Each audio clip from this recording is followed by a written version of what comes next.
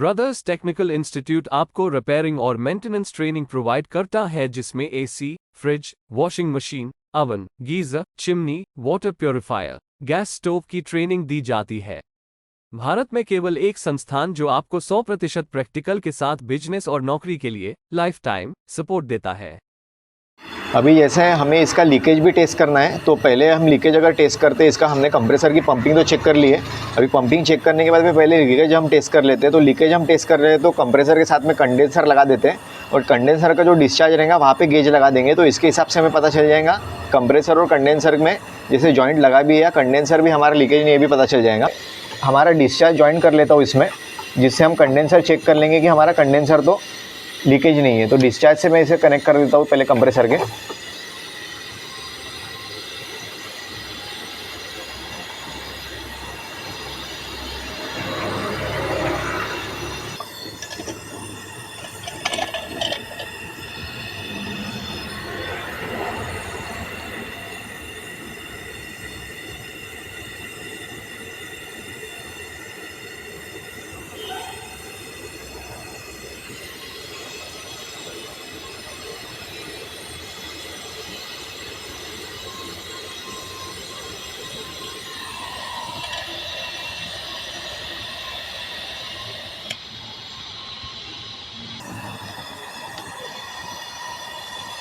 जैसे कंप्रेसर को हमने कंडेंसर का तो लगा दिया डिस्चार्ज पे, उसके बाद में जैसे सक्शन है तो सक्शन को मैं जैसे डमी से ब्लॉक कर देता हूँ। सक्शन को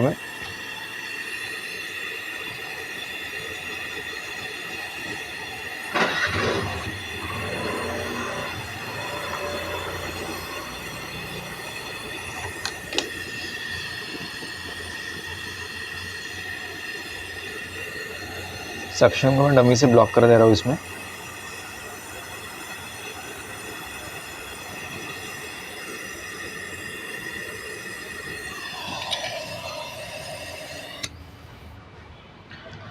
अभी जैसे हमने कंप्रेसर के सक्शन को डमी से ब्लॉक कर दिया, उसके बाद में जो इसका डिस्चार्ज है उसके ऊपर कंडेंसर लगा दिया है।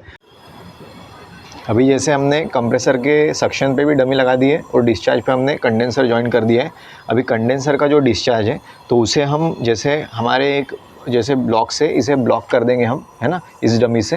और डमी से अगर ब्लॉक करते हैं तो हमने फ्लक्स भी ले लिया, क्योंकि हमारा जो कंडेंसर है इसमें का लोहे का कंडेंसर है, उसके ऊपर हमें प्रॉपर ब्रीज करना है।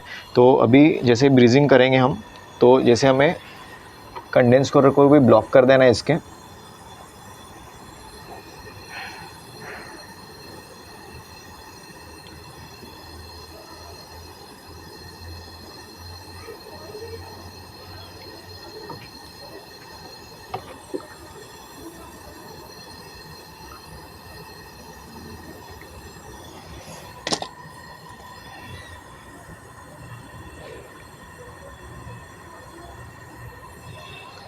अभी अगर कंडेंसर को हम इसके जैसे कॉपर अगर ब्रीजिंग कर रहे हैं इससे कॉपर से, क्योंकि हमारा जो डमी है वो तो कॉपर का है, तो फ्लक्स में लेता हूँ और फ्लक्स इसको पहले लगा देता हूँ मैं।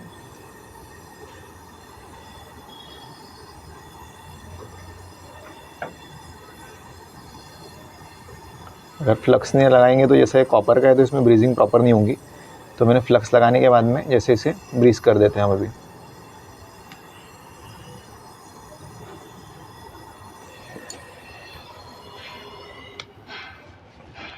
तो इस तरीके से जैसे अभी हम यहाँ से प्रेशर देंगे, जैसे एनआरवी है यहाँ से प्रेशर देंगे। प्रेशर देने के बाद में एनआरवी से हम जब प्रेशर दे रहे हैं तो प्रेशर देने के बाद में जैसे हमारे डिस्चार्ज से जो है, तो डिस्चार्ज से हमारा कंडेंसर कनेक्ट है और कंडेंसर का आउटपुट जहाँ पे वहाँ पे हमने डमी लगा दी है। उसके साथ साथ जैसे कंप्रेसर का जो सक्शन है उस पर भी डमी लगा दी है। तो हमारा जो कंडेंसर सेगमेंट है, तो कंडेंसर जो इसमें है तो वो हमारा सेपरेट हो गया है। तो अभी हम क्या करेंगे, इसमें प्रेशर देने के पहले हमारा जैसा इवेपोरेटर है तो कैपिलरी से लेके तो इवेपोरेटर का जो डिस्चार्ज है वहाँ तक के पहले हम जैसे डमी करने के बाद में उसे गेज लगा देते हैं सेपरेट। अभी जैसे हमने कंडेंसर को तो हमने सेपरेट कर दिया, तो कंडेंसर को सेपरेट कर दिया तो कंडेंसर के लिए यहाँ से सेपरेट से एक गेज लगा देते हैं पहले। तो मैं इसका वॉल लगा देता हूँ पहले।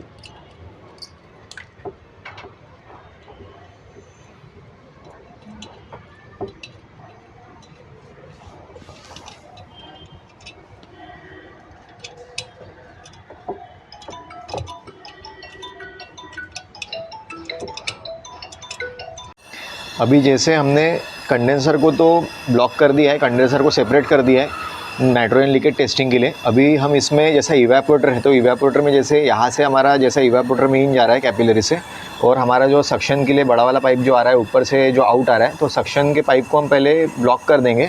और हमारा जो कैपिलरी फ़िल्टर है तो कैपिलरी फ़िल्टर के यहाँ से हम गेज लगा देंगे। तो इसे हम पहले ब्लॉक कर देते हैं। तो डमी लगा के मैं सक्शन को ब्लॉक कर देता हूँ पहले तो।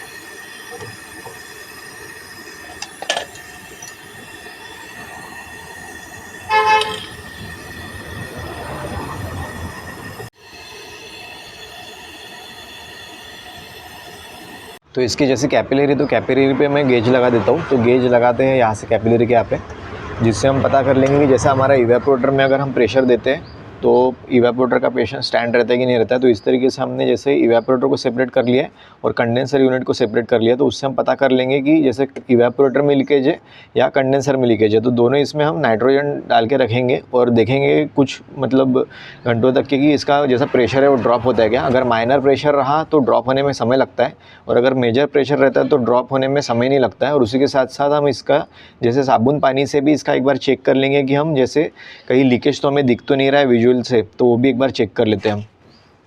तो मैं जैसे इसे पहले यहाँ पे इसमें ब्रीज कर देता हूँ।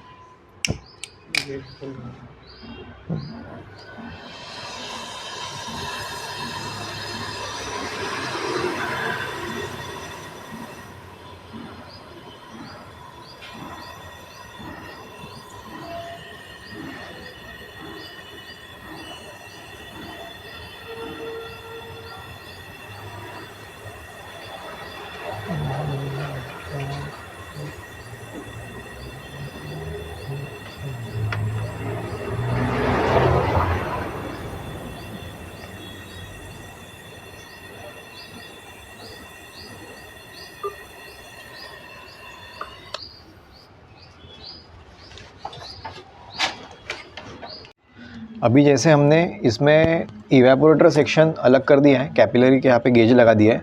उसके बाद में इवेपोरेटर का जो डिस्चार्ज आया, मतलब जो सक्शन होता है हमारा कंप्रेसर में जाता है, वो भी हमने डमी लगा के इसे डमी कर दिया है। तो इसके बाद में हम जैसे इसमें नाइट्रोजन फिल कर देते हैं। तो नाइट्रोजन प्रेशर फिल करने के बाद में हमें ये समझ में आ जाएगा कि इसमें लीकेज तो नहीं है, क्योंकि माइनर लीकेज अगर प्रॉब्लम फाइंड करना है या मेजर लीकेज भी रहा तो सबसे फास्ट मेथड होता है नाइट्रोजन से। तो नाइट्रोजन से एक बार इसमें टेस्ट कर लेते लीकेज तो नहीं है।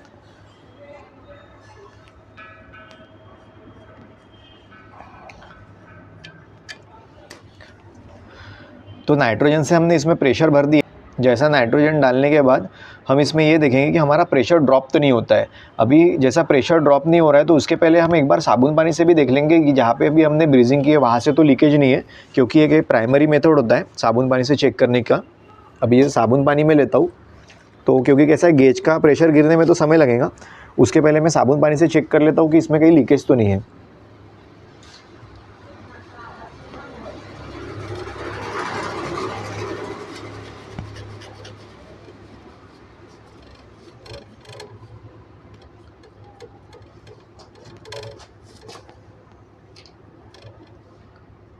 तो इसके इवेपोरेटर के इसमें तो लीकेज नहीं है और हमने इसमें प्रेशर डाल के रख दिया है। तो देखते हैं प्रेशर इसका ड्रॉप तो नहीं होता है।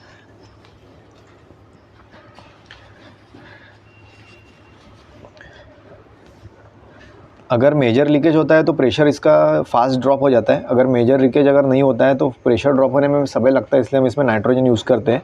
तो नाइट्रोजन से ये पता चल जाता है कम से कम कि अगर माइनर अगर लीकेज रहा तो ड्रॉप अगर हो रहा है धीरे धीरे भी, तो ये उसमें हमारा श्योर होता है कि उसमें लीकेज तो है पर वो माइनर लीकेज है। कहीं पे जहाँ पे हमारी ब्रीजिंग की गई है वहाँ पे तो हमें अभी लीकेज नहीं मिला है जब हमने साबुन पानी से चेक किया है। तो इसे कुछ समय के लिए हम रहने देते हैं और चेक करते हैं हमारा जो प्रेशर ऑफ PSI है, मतलब जितना हमने PSI इसमें प्रेशर डाला है वो ड्रॉप होता है क्या। अभी उसी के साथ साथ जैसे हमने हमारे कंप्रेसर के साथ में जैसे कंडेंसर कॉइल को सेपरेट कर लिया था, तो जैसे NRV से जैसे हमने यहाँ पे गेज लगा दिया है, जो NRV पे गेज लगाया है, NRV से गेज लगाने के बाद में जो इसका डिस्चार्ज था तो उससे हम कंडेंसर इसमें कनेक्ट कर दिया है। जो इसका सक्शन पॉइंट है कंप्रेसर का वो हमने डमी लगा दिया है। और जो यहाँ से कंडेंसर का आउटपुट आ रहा है, मतलब कंडेंसर का जो पाइप जहाँ से आउट हो रहा है वहाँ पे भी हमने डमी लगा दिया है। तो इसमें प्रेशर डाल के हम देख लेंगे कि एक बार कंडेंसर में तो लीकेज नहीं है। तो उसके साथ साथ ये भी चेक हो जाएगा हमारा जैसा NRV का जो जॉइंट है वो भी चेक हो जाता है, और हमारा जो इनलेट जो हमारा डिस्चार्ज है वो भी हमारा चेक हो जाएगा कि वहाँ का भी जॉइंट हमारा परफेक्ट है कि नहीं है। तो इसमें भी एक बार हम प्रेशर डाल देते हैं।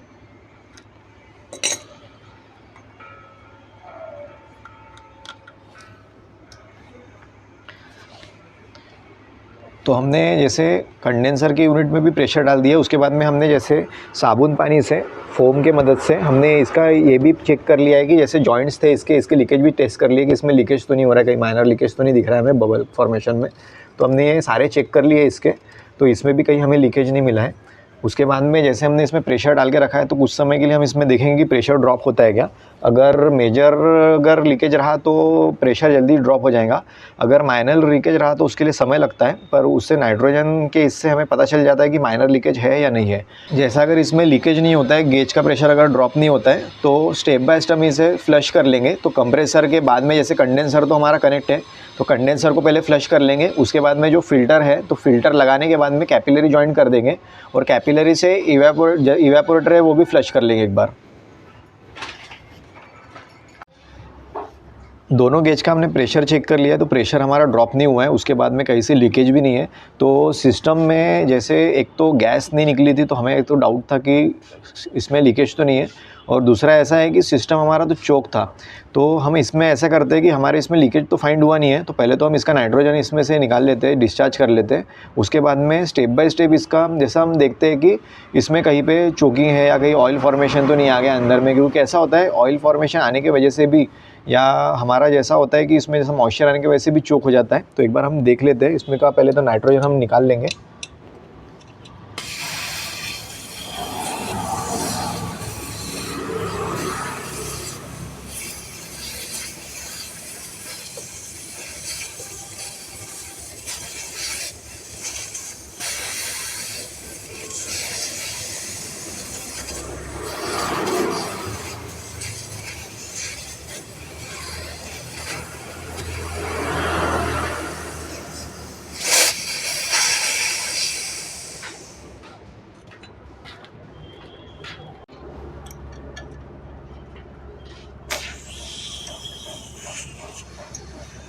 बेंडिंग वगैरह करके देंगे क्या सब?